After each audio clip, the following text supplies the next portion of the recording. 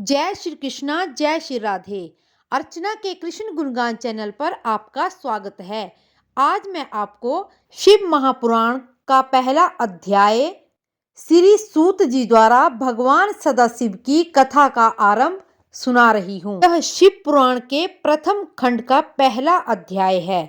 एक समय महर्षि श्री वेद व्यास के प्रधान शिष्य श्री सूत जी, जिन्होंने अपने गुरु की सेवा द्वारा बड़पन प्राप्त किया तथा नैमिषारण्य नामक वन में भगवान सदाशिव की तपस्या कर रहे थे, वे सदैव शंकर जी के ध्यान में मगन रहकर उन्हीं के गुणों का कीर्तन किया करते थे।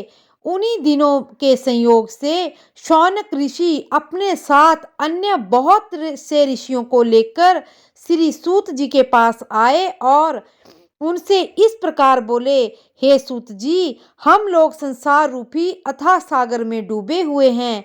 हमारा परम सौभाग्य है कि आज हमें आपके दर्शन प्राप्त हुए। कुछ समय पश्चात यह युग आने वाला है जिसमें पुराने धर्म नष्ट हो जाएंगे और पाप में वृद्धि हो जाएगी। सब लोग धर्म को त्याग कर कुमार्ग पर चलने लगेंगे। चारों वर्ण इस प्रकार अपने कर्मों से पतित हो जाएंगे। ब्राह्मण वर्ण खेती करने लगेगा।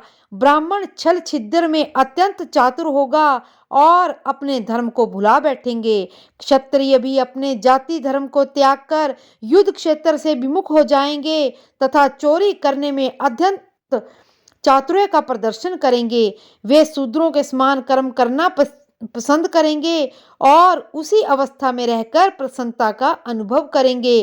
गौ की रक्षा करना वे छोड़ देंगे। इस प्रकार क्षत्रिय जाति अत्यंत अन्यायी एवं दुखदायी हो जाएगी।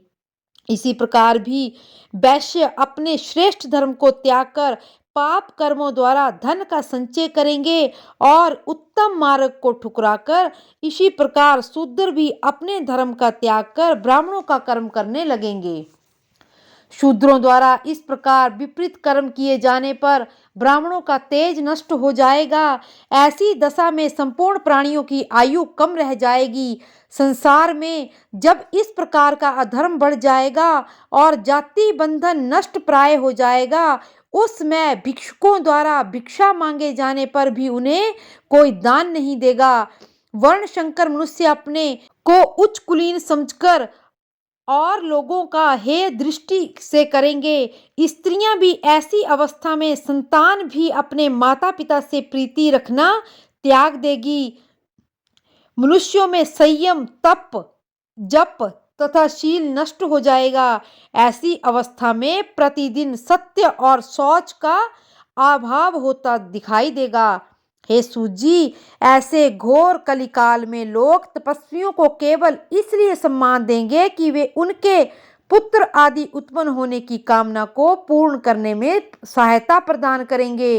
इस युग में केवल बालों को संभाल लेना ही सुंदरता का लक्षण होगा और अपने पेट को भर लेना ही अपना श्रेष्ठ कार्य समझा जाएगा।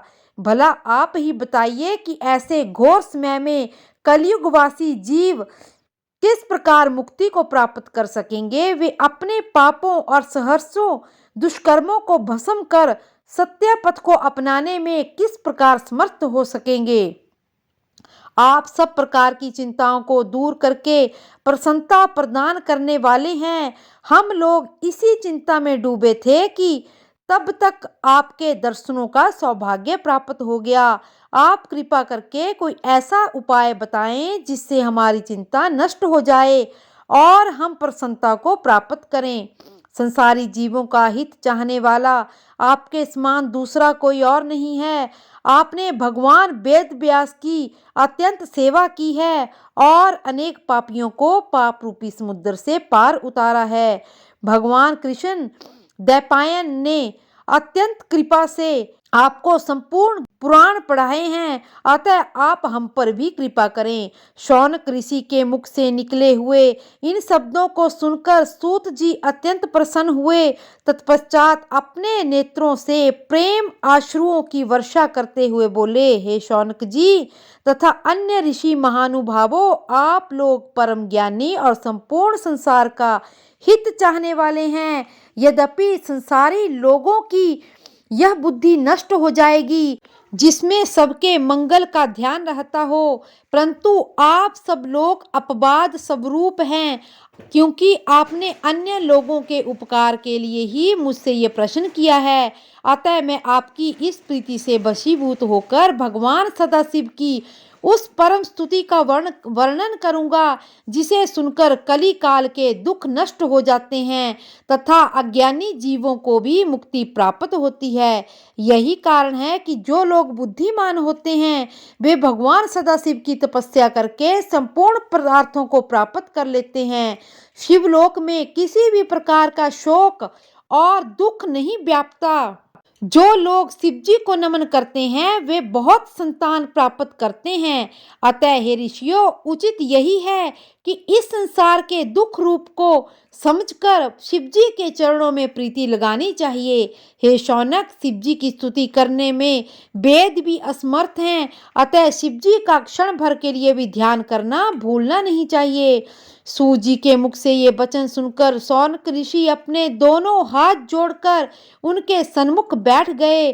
तद उपरांत सब ऋषियों ने परस्पर विचार विनिमय करके सूत जी से कहा, हे सूत जी, शिव जी तो निर्गुण कहलाते हैं।